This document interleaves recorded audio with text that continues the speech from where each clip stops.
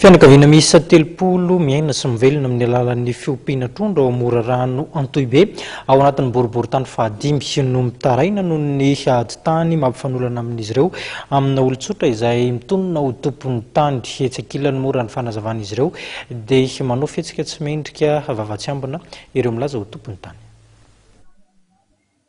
Fianakaviana miisa 3 mivelona mivantana amin'ny fambolena sy ny fitrandrahana ny tompo-trondro eto Morarano Antohibe no tsy afaka nigoaka ny vokatry ny fambolena sy ny fiompiana trondro ataon'izy ireo tao anatin'ny roa taona izao. Raha ny fanazavan'ireo mponina voakasika amin'ity raharaha ity,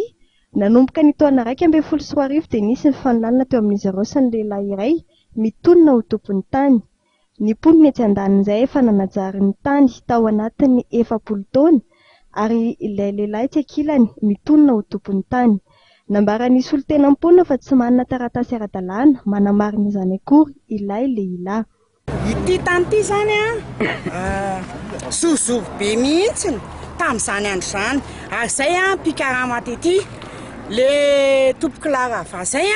no nampitaona boriky anay tety manao boriky moa ny tena asany dia mbola zozoro be tsy fakahitana le any ampovoany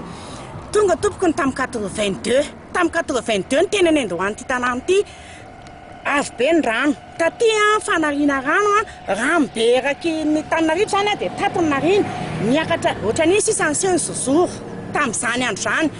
tonga nefa ny rano iny dia nanalana nadio zany ireo vahoaka madinika ireo nanadio nambolena natao dobo ny dobo amin'izao izy tompoko milaza fa anazy le tanàna ity tanàna ity raha natsiaro nareo mpanao gazety tao anatin'le lalana mihitsy fa lalana natao mipapy feno alaala be gavy sy ny karazany ireo ankizy ireo mpanao asa fokon'olona manala an'iny tamin'izany andro izany tonga tompoko nambolimboly akondro teo akondro ny nambolen'ny Monsieur Azilibera teo aveo izy afaka ray volana iny izy namboly ketsa iny sisiny iny io tamin'mpanjakana ngamba fahalalako amin'ity miala 25 cm miala maître zay ngamba voatanin'olona nefa iny amin'izay Azilibera nahita maminy ireo ankizy ireo ny ampiroroany foana tompoko eto miakatra polisy miakatra gendarme malala mpitsara ny tribonaly tena mariniko izany tompoko fa za tany amin'ny tribonaly fa tena nitombona fa coup de téléphone dia fa mijanona le tribonaly tsy niteny zahay tompoko tamin'izany. Napiakatra ny raharaha teny anivon'ny fitsarana moa ireo fianakaviana 30 voakasika amin'ity raharaha ity ary tamin'ny 12 aprily teo no niakatra teo anivon'ny fanovana ny raharaha tsy nahazo rarana nefa izy ireo raha ny fanazavana. Ireo fokon'olona ireo tamin'ny asa nataonay nasaina nakataratasy fanamarinana sy fanajariana ireo na teny anivon'ny fokotany na teny amin'ny fokon'olona manan'ireo fokon'olona ireo fokotany efatra ny ray mivize an'izany misy an'izany taratasy izany eto ampelantananay tompo mahagaga nefa